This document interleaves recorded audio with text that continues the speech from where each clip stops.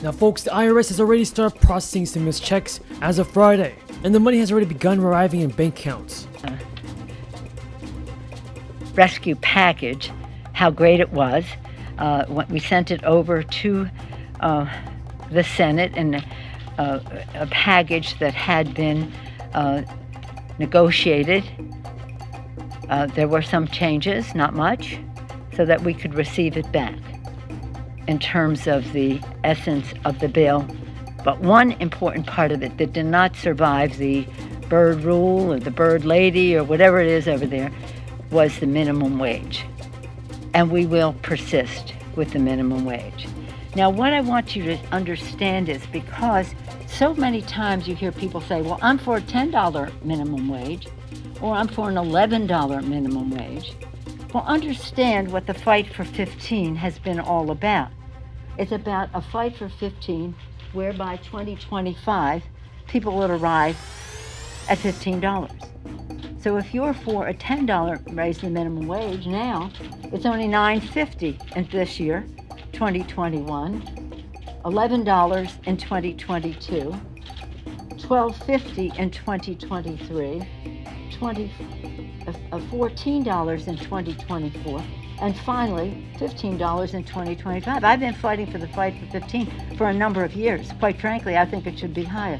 But this is the fight that we are in. So if you think it's okay to have a $10 minimum wage, we don't even get there this year. We don't even get there this year. When we passed the bill in 2007, it was one of the first bills we passed in the first 100 hours of the new Democratic majority. It was one of our 6 for 6, the 6 for 06 that we had for the 6 bills. We passed it. We sent it to the Senate. It didn't make it there, but we put it in an appropriations bill, and it passed. First, we passed it, and President Bush vetoed it. But then we put it in an appropriations bill, and then it was passed and signed by the president. So it was a fight then for $7.25, really. I tell the story that when we went outside to celebrate, Senator Kennedy, who was the leader of it as the chairman of the Health Committee in the Senate, he came to the podium and he said, you know what we have to do now? We have to raise the minimum wage, because he knew that $7.25 wasn't even enough then. But here it is, $9.50. Can you live on $9.50?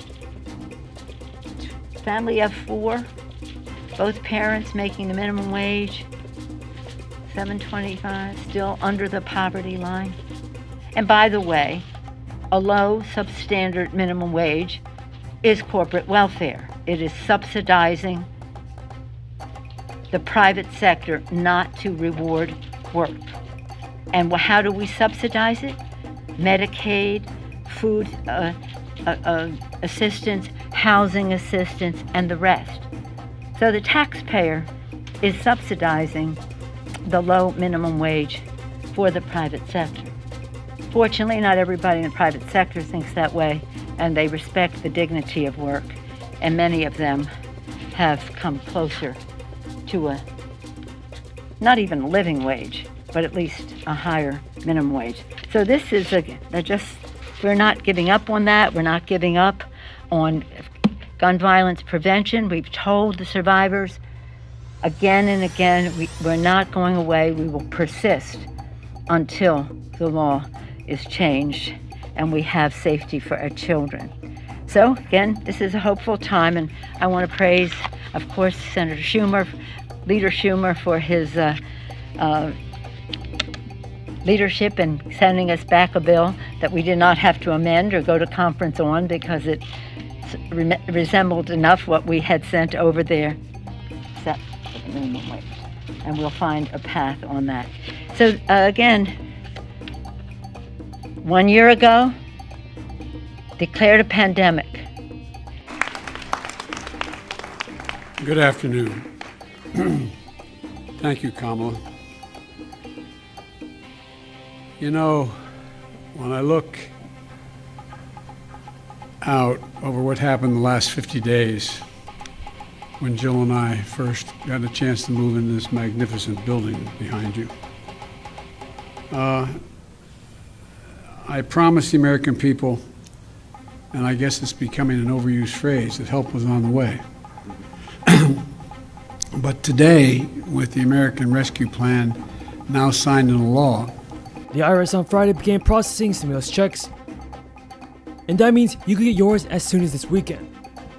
Unlike the prior rounds of checks, families will get a payment for all their dependents claimed on a tax return, not just their qualifying children under 17.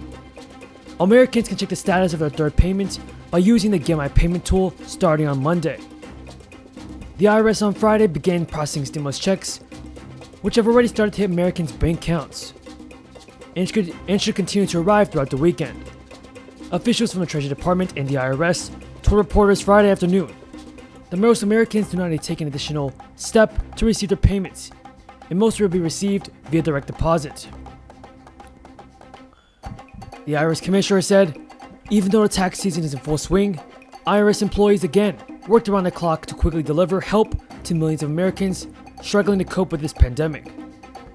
IRS officials report that full $1,400 payments are ready to go out to individuals with an AGI of up to $75,000, heads of households that make up to $112,500, and married couples filing jointly, with annual income up to $150,000.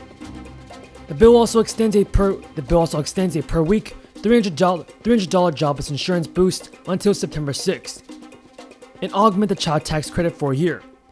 It will also pump nearly $20 billion into the vaccination effort, $25 billion into rental and utility assistance, and $350 billion into state, local, and tribal relief. As one of Joe Biden's top economic advisors, Treasury Secretary Janet Yellen continues to support the American Rescue Plan. She repeatedly warned that the economy, and specifically the labor force, could take far longer to recover without another big-ticket relief package. Tax filings, adjusted gross income, pension, Social Security benefits, SSI and SSDI, and whether you count as someone else's adult dependent. If you're over the age of 65 and a recipient of supplemental security income or Social Security disability insurance, you were eligible for a first stimulus check and will also be eligible for a second check.